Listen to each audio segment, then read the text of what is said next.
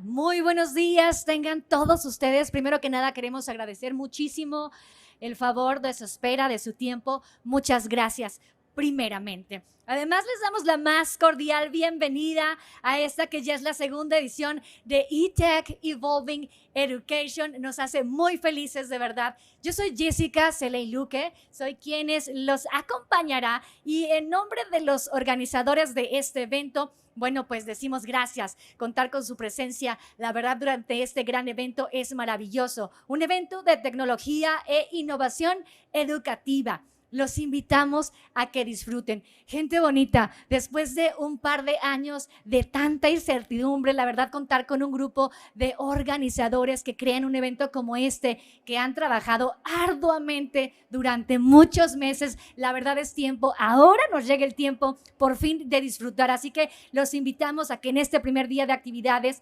tengan estos paneles y diálogos de expertos con temáticas muy interesantes en torno a las tendencias del sector educativo. Además, tendremos main showrooms donde se presentarán innovaciones y tecnologías educativas. Además, dinámicas como los talleres y momentos de meet and greet en la zona Expo, donde los invitamos a conocer todas las novedades que han traído las empresas expositoras, que son nuestras aliadas en este gran evento de tecnología e innovación educativa. Pues entonces así, si ustedes me lo permiten, vamos a dar apertura al programa de conferencias en esta que es nuestra sala paralela con el panel que se titula Tecnologías digitales y educación para el desarrollo sostenible. Vamos a dar un poquito de contexto. Las nuevas tecnologías pueden ser las catalizadoras, aquellas que impulsan para crear modelos de enseñanza y aprendizaje más resilientes, inclusivos, equitativos y sostenibles. Sin embargo, todos sabemos que aún hay mucho camino por recorrer en México y en América Latina. Y a medida que se acelera el cambio tecnológico, surgen desafíos relacionados con ciberseguridad, gobernanza, brechas digitales, entre otros, que ciertamente deben abordarse en primera instancia, desde mecanismos de cooperación digital orientados a hacer frente a los retos sociales, éticos, jurídicos y económicos provocados por estas herramientas digitales. Así es como comenzamos. Nos acompañan en esta mañana, a quienes agradecemos muchísimo. Gracias, Erika Toledo Zurita, directora ejecutiva de Sustainability Atelier y en representación de la UNESCO. Muchas gracias, Erika. Además, también está con nosotros, y un aplauso, sí, por favor. Sí que se lo merecen nuestros invitados. Muchas gracias. Aquí estamos. También nos cuenta la presencia de Carlos Niembro, de LATAM Expansion Lead de Open Digital Education. Muchas gracias, Carlos Niembro, por tu presencia. Y además está Antonio González Gres, CEO y cofundador de Competencia Digital Cero, y con ellos profundizaremos y, de ser posible, inclusive reflexionaremos sobre las acciones urgentes que se pueden implementar para acelerar esta transformación y, por supuesto, mirar a un futuro más sostenible en esta que ya es nuestra era digital. Este panel será moderado por nuestro amigo y compañero Leonardo Torija, director de Medio de Comunicación, Cambio de Página. Muchas gracias. Bienvenidos sean. Comenzamos.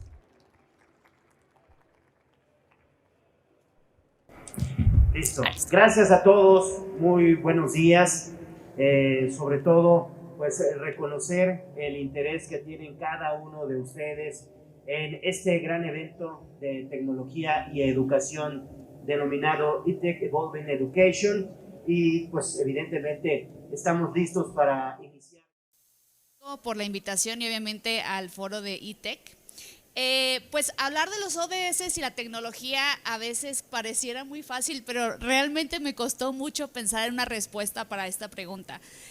Porque la gran transformación digital no se trata de la tecnología, ¿no? Se trata de definir qué es ser un ser humano en una época tecnológica. Y muchos le llaman incluso el ODS número 18, ¿no? La digitalización de la sustentabilidad. Entonces vamos a ver que hay una doble vinculación en este tema. Por un lado hay un gran impacto que puede tener la tecnología en avanzar estos ODS. Vemos, por ejemplo, el uso de la inteligencia artificial en algunos parques nacionales para reconocer especies en extinción. Ahora que fue la pandemia, muchos parques nacionales dependen del turismo, ¿verdad? Y como no había turismo, no había dinero para pagar a las personas que cuidan estas especies. Se le puede enseñar a la inteligencia artificial a reconocer especies como tigres, como elefantes, y eso ayuda mucho en la caza furtiva. Claro, alguien tiene que enseñarle, no es tan fantasioso como a veces pensamos la inteligencia artificial, los humanos tienen que enseñarle. Pero por otro lado, también hay una parte material que a veces siento que se pierde un poquito cuando hablamos de sustentabilidad, ¿no? Esta parte material, que es la parte que se vuelve un poquito más complejo, es el tipo de materias primas que necesitamos para tener una agenda de digitalización y todos estos juguetes tecnológicos tan emocionantes que realmente requieren materiales como el oro, como la plata, como el cobalto, como los diamantes, y evidentemente tienen un impacto político en países como el Congo, en países como Namibia, como Sudáfrica, porque de algún lado hay que sacar la materia prima, ¿verdad? Entonces a lo mejor nosotros vemos un celular que es un aparato integrado, pero tiene un impacto tremendo. Y hay guerras financiadas políticamente porque obviamente se requieren esta clase de insumos, ¿no? Por otro lado, pues también vemos que qué pasa con la basura después de que la usamos estos componentes, ¿no? Muchos de ellos son llevados a Asia y en muchos lugares clandestinos donde queman el plástico para recuperar el cobre, pero tiene un impacto tremendo en la salud, ¿no? Entonces, ahora que sucede esta transformación digital masiva, empezamos a ver un gran consumo de estos aparatos, pero sin entender que realmente vienen de algún lugar, ¿verdad? Y que tienen que ser dispuestos posteriormente.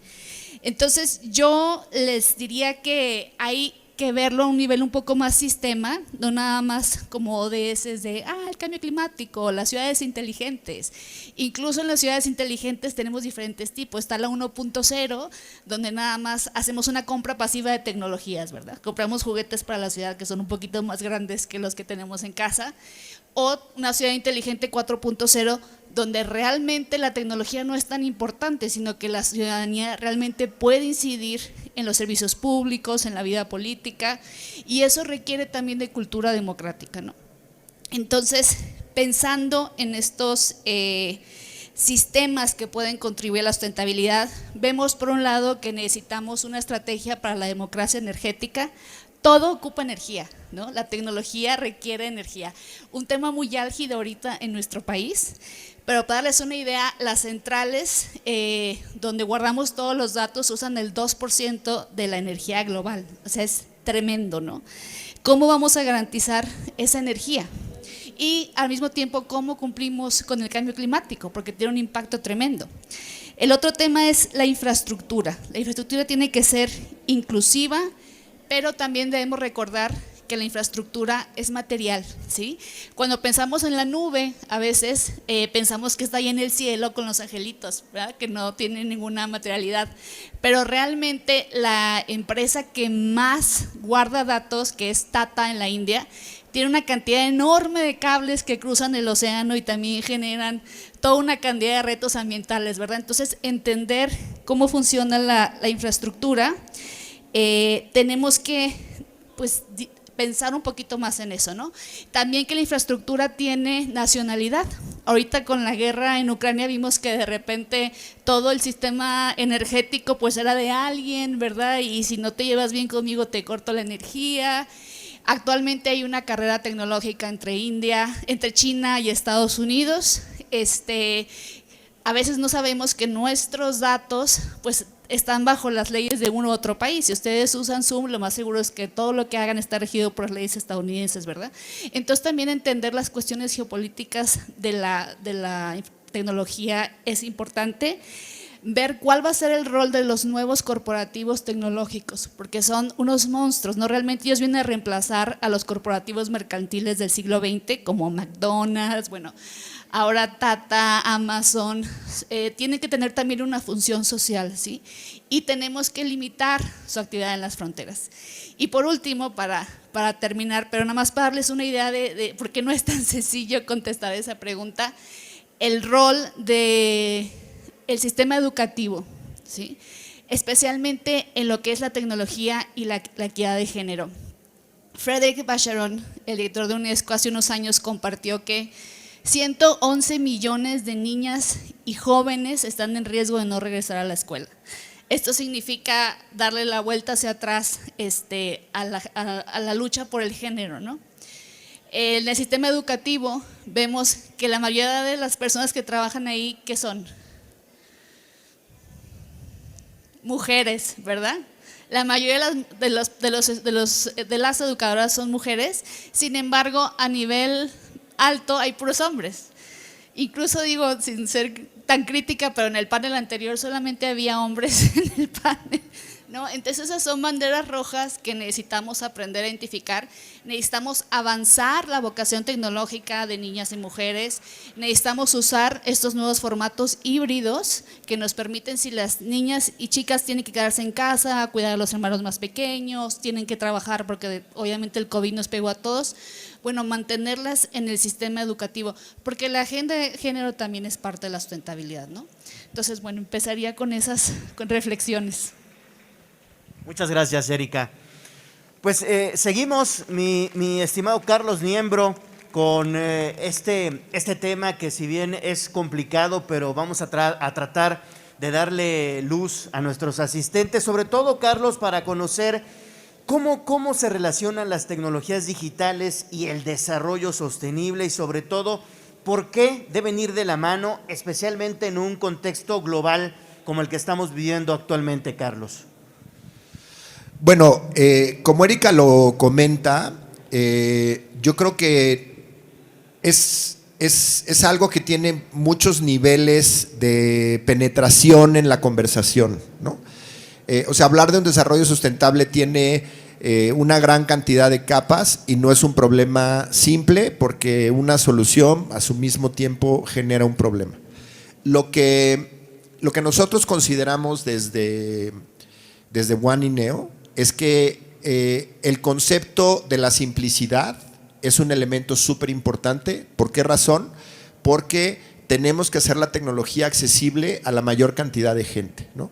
Y uno de los retos a la que nos enfrentamos nosotros desde la implementación de las plataformas One INEO, pues es la capacitación de los docentes, ¿no?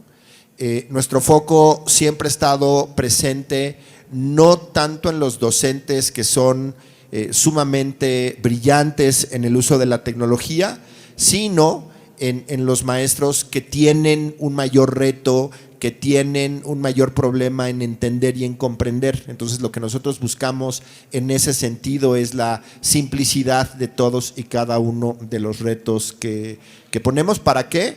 Para que la implementación de la tecnología sí se convierta en un efecto sustentable en esta complejidad que vivimos hoy en el mundo, ¿no? Sí, sobre todo facilitar los conocimientos y que estos sean sencillos y también que sean muy fáciles de entender, sobre todo para aquellos que están explorando las nuevas tecnologías, que no es una cosa fácil, ¿no? Sí, claro. O sea, nosotros definimos nuestra plataforma como un lugar donde nuestro objetivo principal es conectar a la comunidad educativa, padres de familia, maestros, alumnos, y lo que buscamos es que tenga tres componentes súper importantes, ¿no? Mejorar la comunicación, específicamente con los padres de familia, enriquecer el desarrollo del contenido a través de herramientas muy simples, tanto para los alumnos como para los docentes, y la otra es simplificar el uso de todas las herramientas digitales de la escuela en un solo lugar, ¿no? Algo que hemos visto, One INEO son una plataforma que tiene una enorme penetración en Francia. Tenemos 4 millones de usuarios en el sistema público en Francia, y uno de los temas que se generan es pues que este desarrollo sustentable también tiene que ver con los problemas que vive una sociedad que, por más que asumimos que es una sociedad de primer mundo, pues tiene grandes problemas de inmigración, tiene grandes problemas políticos, o sea, no se aleja en ese sentido de la realidad en ese contexto, ¿no? Muy bien. Antonio González, si bien pues América Latina es una región con desigualdades que todos conocemos y una brecha digital que se ha pues evidenciado más con esta pandemia que seguimos viviendo de COVID-19. La pregunta es, ¿qué acciones debe tejer para afrontar esta problemática y facilitar el acceso a los más vulnerables a las tecnologías digitales? Ya hablábamos con Carlos de que debemos de utilizar un lenguaje sencillo y sobre todo ahora conocer cómo acercar esas tecnologías a los más vulnerables, ¿no? A los más humildes en este caso. Bueno, primero, gracias por este espacio. Yo estoy en representación de una comunidad de docentes que son voluntarios y que durante la pandemia estuvieron aportando con procesos formativos innovadores a profesores de toda Iberoamérica. Bajo ese contexto, creo que uno de los elementos importantes en el análisis que hemos desarrollado es precisamente fortalecer la formación inicial docente. La formación inicial de los docentes ha quedado en evidencia en esta pandemia, que efectivamente hay algunos ripios, hay algunos elementos que deben ser más flexibles, que deben incorporar algunos elementos que van a permitir que se vayan generando menos brechas. Nos encontramos en instituciones donde profesores que recién habían egresado tenían las mismas dificultades de aquellos que habían egresado hace 15 o 20 años, lo que nos dice que entonces que el currículum ha sido bastante inflexible y no ha sido un elemento que ha sido o ha ido creciendo con el contexto. Generar nuevos mecanismos de formación para los docentes en ejercicio. Hemos revisado mucho las temáticas que tienen que ver con los talleres, con los webinars, con un montón de elementos que cuando el docente no tiene una noción o un criterio para poder seleccionar estos elementos, es muy difícil que él pueda seleccionar, pueda posicionarse en un sector, digamos, desde la mirada del aprendizaje. Por lo tanto, desde el punto de vista gubernamental, desde el punto de vista de las mismas instituciones, se debe revisar la forma en que se está llevando a cabo este proceso de los profesores en ejercicio. La flexibilización y personalización y adaptación curricular. Ahí hay un tema muy importante. Yo creo que acá en esta feria se va a ver en este evento muchos elementos disruptivos. Hay que revisar bien qué es lo que se está haciendo y cómo estimular aquello para de la mano ir generando una co-construcción en torno a los diseños educativos, o sea, los recursos educativos abiertos también, que sean acorde a las condiciones en las cuales hoy día se estudia. Hoy día no todo es sincrónico, no todo es presencial, hay que ir buscando las mezclas que sean pertinentes para que aquellos chicos, por ejemplo, que estaban en la educación superior y se pusieron a trabajar en pandemia, puedan mantener esa flexibilidad, porque muchos de sus padres perdieron sus empleos y por lo tanto tuvieron que hacerse cargo en muchos casos de la parte económica. Hoy día entonces el sistema educativo, y precisamente en la pregunta que va hacia la figura de la vulnerabilidad, debemos aportar, debemos buscar este estrechamiento entre lo público, entre lo privado y buscar aquellos lazos que efectivamente puedan permitir un avance significativo en torno al desarrollo de competencias digitales que tanto se necesitan. Sobre todo, Antonio, porque muchos docentes aprendieron sobre la marcha en esta pandemia, ¿no? Llegó la pandemia y aprenden porque aprenden, ¿no? Es lo que les obligó también el COVID-19, ¿no? Exactamente, hay mucho de autoaprendizaje, pero también como la organización que yo lidero, que es Competencia Digital Cero, hay una gran cantidad de otras organizaciones que se han liberado y que están trabajando de manera conjunta. Hay organizaciones que están trabajando con el área de la bibliotecología, por ejemplo, aportando un elemento sumamente relevante como es las habilidades informacionales. Hoy día estamos llenísimos de información, creo que en el periodo histórico que donde más tenemos, pero menos tenemos filtros y donde menos nos enseñan a tener esos filtros. Entonces es importante que hoy día también se incorporen estos elementos, como la curación de contenido, que es una técnica entre comillas sencilla, pero involucra que de alguna otra manera se genere el pensamiento crítico que tanto necesitamos. Claro. Ahora bien, como lo mencionábamos ya en la introducción a este panel, se deben de crear mecanismos de cooperación digital multilateral para afrontar los desafíos sociales, éticos también, jurídicos y económicos, esto producto de las herramientas digitales que estamos abordando. Pero la pregunta siguiente, Erika, si nos permites, es ¿qué factores son clave o qué factores podrían ser claves para lograr sinergias entre los gobiernos, entre la sociedad civil, las comunidades académicas, técnicas, incluso el sector privado, para alcanzar una cooperación digital sostenible? Nada más eso, te contesto. ¿Okay? Bueno. No es fácil, pero lo que me parece que ha sido muy interesante en la pandemia es como vimos que hay sectores que están mucho más preparados que otros o más abiertos hacia la digitalización, ¿no? A mí me tocó ser parte de un proyecto de enseñar habilidades para la digitalización, pero en el sector de la cooperación internacional. Y trabajamos en Bolivia. Y ahorita que mi colega, se me fue tu nombre. Antonio y Carlos, que hablaba de esta plataforma, por ejemplo, en Francia, que tenía 4 millones de usuarios.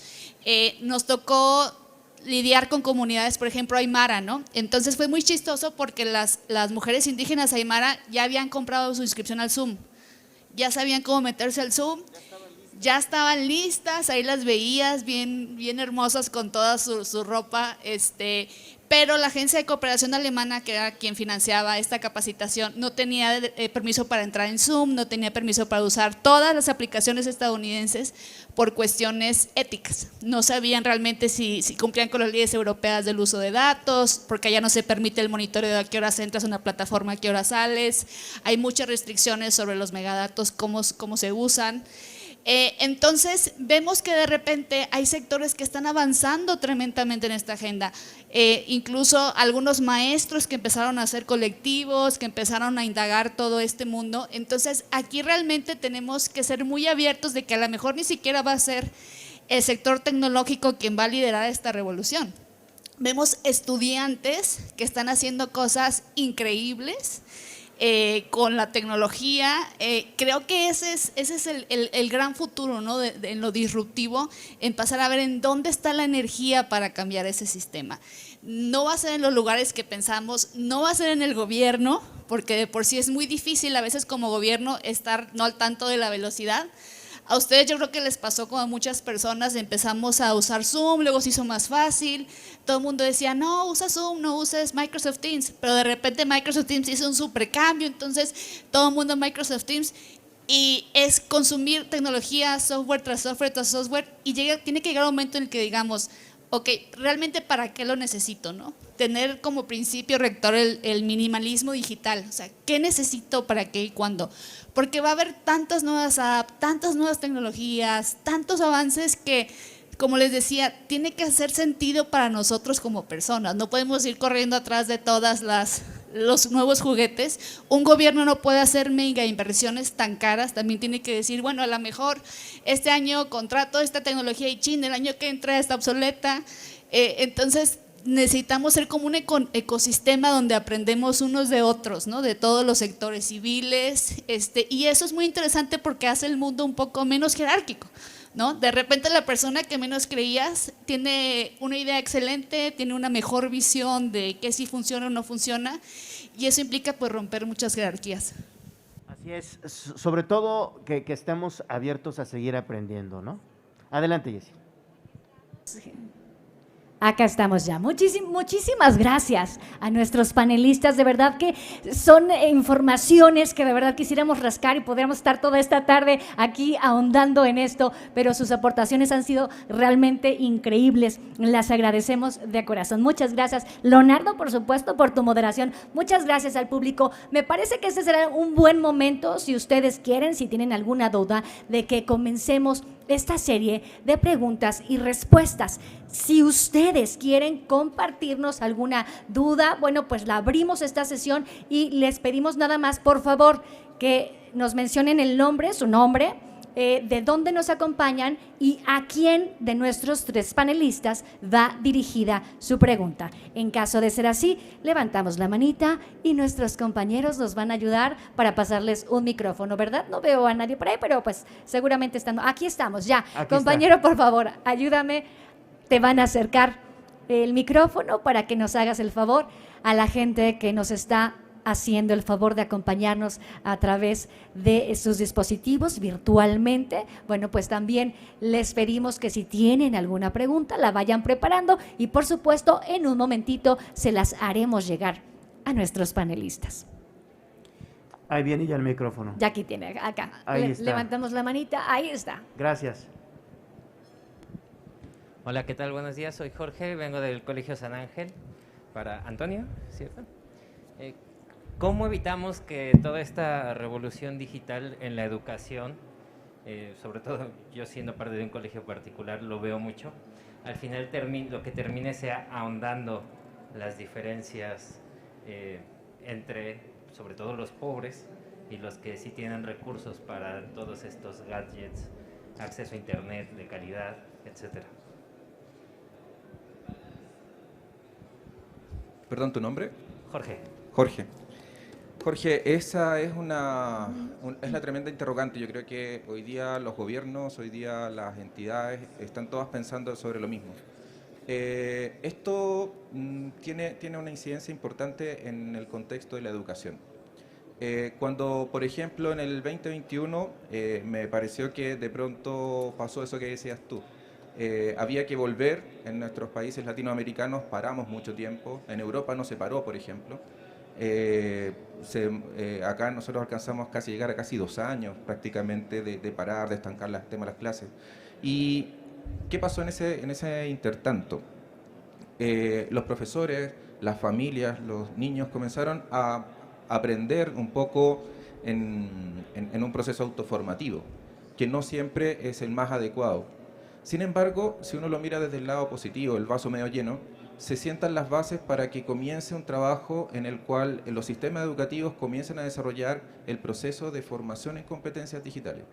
El proceso de una competencia digital no involucra el uso de una herramienta instrumental, sino es más bien cómo tú medias con la tecnología que puedas tener un proceso de información, un proceso de creación de contenido, un proceso de estar seguro, de buscar en esos espacios tanto la seguridad tuya como la del resto y también en la resolución de problemas. Por lo tanto, cuando pensamos muchas veces en estos espacios, en estos elementos, tenemos que visibilizar qué es lo que estamos entendiendo por competencia digital, qué es lo que estamos entendiendo por habilidad digital. Es el usar herramientas por usar herramientas, es la tecnología por la tecnología, porque ahí es donde nos perdemos. Yo puedo tener hoy día, no sé, un aparato X con un sistema operativo del año 2014, pero si sé sacarle provecho, puedo efectivamente poder utilizarlo y hacer que las competencias se comiencen a desarrollar. Las competencias como tal son un proceso evolutivo y por lo tanto no es un proceso particular, sino que vamos paso a paso y en ese proceso es donde, como bien decías tú y decimos un poco en Chile, se iguala la cancha. Es decir, en la medida en que recibamos el mismo proceso formativo, vamos a poder tener ese espacio. Para ello hay que trabajar, como decía hace un momento atrás, en la formación inicial de los docentes, hoy día. Hoy día hay que trabajar en eso. Hay que mejorar los currículums, hay que mejorar los procesos formativos que tienen actualmente nuestros profesores y también apoyar a las familias para que efectivamente no se generen generaciones de huérfanos digitales. Porque en el fondo la tecnología es un elemento transversal y que de alguna otra manera no se va a detener. Lo que tenemos que hacer nosotros efectivamente es comenzar esos procesos formativos. Agradecemos mucho, muchas gracias por tu pronta respuesta. Esperamos que esté ya muy claridad en tu duda. Tengo por ahí alguna otra preguntita con nuestra audiencia. A ver, tenemos Ale. Ale nos va a hacer el favor de hacernos llegar una pregunta que tenemos con nuestra audiencia, quien se conecta virtualmente. Ale, te escuchamos. ¿De parte de quién es y a quién va dirigida esta pregunta? Hola, buenos días a todos. De parte de Carmen Luz desde España nos comenta: excelente iniciativa de la competencia digital cero. La misma debe mantenerse ante los distintos retos que se enfrentan los docentes en un exigente y competitivo marco laboral. Muchas gracias, gracias. Tenemos audiencia desde España a quienes saludamos por su cordial visita. ¿Hay alguna otra duda que tengan aquí, nuestra audiencia presente? Por favor, aquí adelante, si nos hacen el favor, compañeros, de trasladar. Venimos con toda nuestra rapidez, ¿eh? Agradecemos mucho. Le reitero, el caballero de aquí enfrente, su nombre, de dónde nos acompaña y a quién va dirigida la pregunta. Hola, pues antes que nada, muy buenos días, bienvenidos. Mi nombre es Ricardo Alberto Gómez Ruiz y participé en Docentes Extraordinarios, siendo el representante del Estado de Puebla hace 2 años. Entonces, la verdad, gracias. A mí me cambió mucho la vida, ¿no? Y le pregunto a usted, licenciada, yo me he dado cuenta que la Agenda 2030, cuando se les explica a los jóvenes, les cambiamos el chip, ¿sí? Pero yo la Agenda 2030, la verdad la conocí más a fondo con la educación STEAM. Considero que realmente los programas de América Latina, aunque la tienen inmersa, pero creo que el enfoque que se le está dando hace falta mucho ampliar. ¿Usted qué recomendaría, por ejemplo, para docentes o para gente? Yo también soy diseñador de los programas de SEP.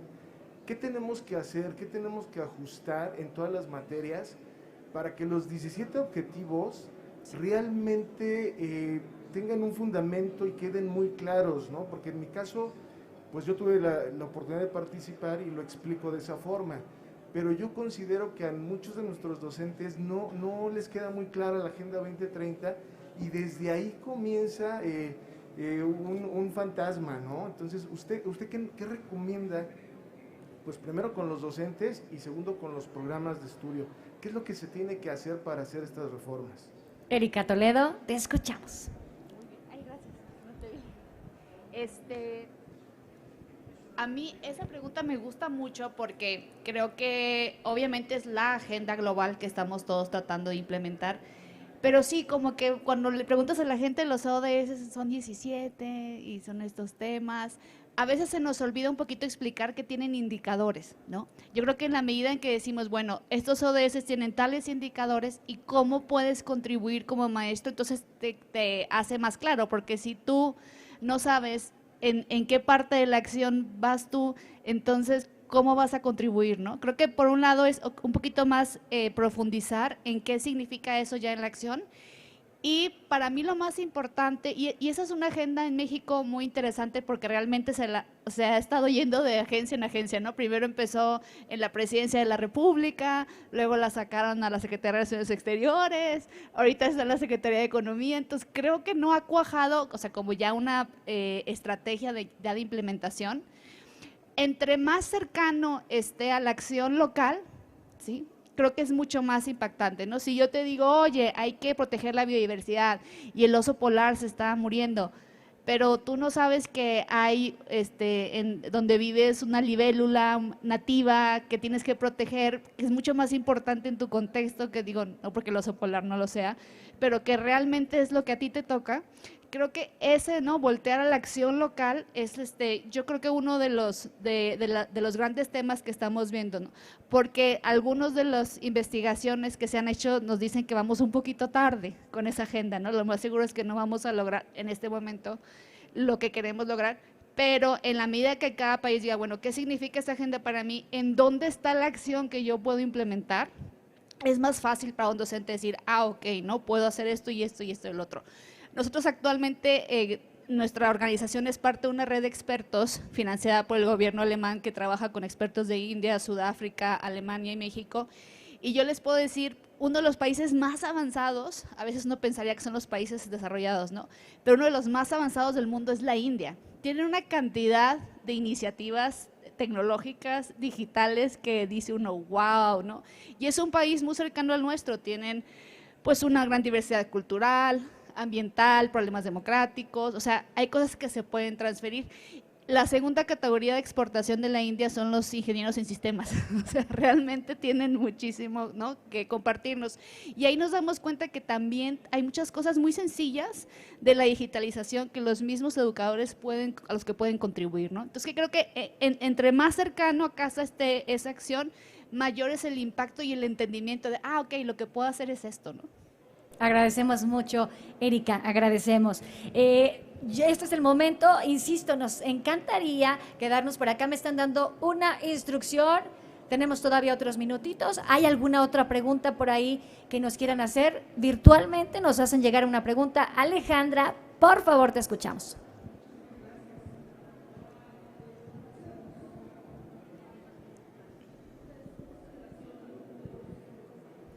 buen día.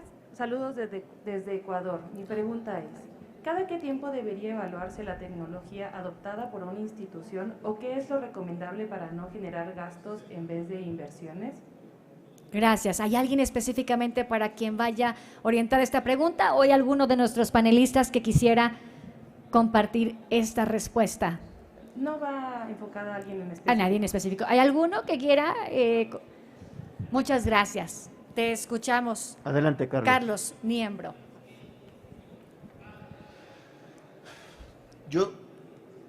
Uno de los objetivos que también se buscó con el diseño de la herramienta que nosotros implementamos es que fuera de muy bajo costo. O sea, uno de los componentes es que la idea de la tecnología no tiene por qué ser una experiencia sumamente costosa, ¿no? O sea, tenemos que poder pensar en la creación de herramientas donde el esquema del volumen sea una oportunidad de otorgar herramientas funcionales a costos que sean accesibles pues en todos los países de la región, ¿no? Y que no requieran una inversión mucho mayor en ese sentido, ¿no? No sé si estoy contestando más o menos bien. Agradecemos, esperemos que la duda haya quedado despejada. Agradecemos muchísimo a la gente que se está conectando de manera virtual. Gracias, yo espero que sí. Si no, ahorita nos contesta. Te agradecemos tanto. Ay, ya sería esta nuestra última pregunta presencial. ¿Hay alguien por ahí que quiera hacer alguna pregunta presencial? De no ser así, bueno, pues de no ser así, entonces agradecemos muchísimo a nuestros panelistas por sus respuestas. Agradecemos tanto también a ustedes, nuestra audiencia, porque hacen interesantes preguntas. Siempre esto, entender por dónde podemos ir consiguiendo mucha más información y agrandar nuestro conocimiento, es justamente lo que nos tiene aquí. Muchísimas gracias. Y si ustedes me lo permiten, finalizaremos este panel con la entrega de reconocimientos a nuestros panelistas. Gracias. Por favor, por allá tenemos a nuestro querido, ¿quién va a ser? Salvador, ¿quién nos va a ayudar? Ahí está. Bueno, pues, ¿qué te parece? Sí, Leo, te puedo dar a ti, yo los nombro y tú se los entregas. ¿Te parece? Con mucho gusto. Hagamos equipo, hagamos sinergia. Entonces, entregamos este reconocimiento para Erika Toledo Zurita. Muchísimas gracias por tus aportaciones, tu tiempo. Muchas gracias, Erika. Erika Toledo, muchas gracias. Un pequeño reconocimiento. Uy. Muchísimas gracias. Nuestro siguiente reconocimiento es para Carlos Niembro de la TAM, Expansion Lead de Open Digital Gracias, Education. Chava. Gracias. Carlos, muchas gracias por tu participación en ITEC. Gracias, Carlos. Y por supuesto para Antonio González Gres, CEO y cofundador de Competencia Digital Cero. Gracias porque nos invitan a profundizar, a reflexionar en temas que son realmente Antonio, importantes. muchas gracias por tu participación. Estamos muy complacidos con tu presencia. Gracias. Ahí está, así es como finalizamos este panel. Yo quiero recordarles a todos ustedes que nos acompañan que tenemos redes sociales. Si nos hacen el favor de seguirnos, por favor, búsquennos en Facebook y en Instagram. Estamos como ITEC Evolving Education. Si es posible, por favor, ahí estamos. Una fotografía nos está pidiendo nuestro compañero, por favor, si nos hacen. Ándale, pero con eso es. Agradecemos muchísimo.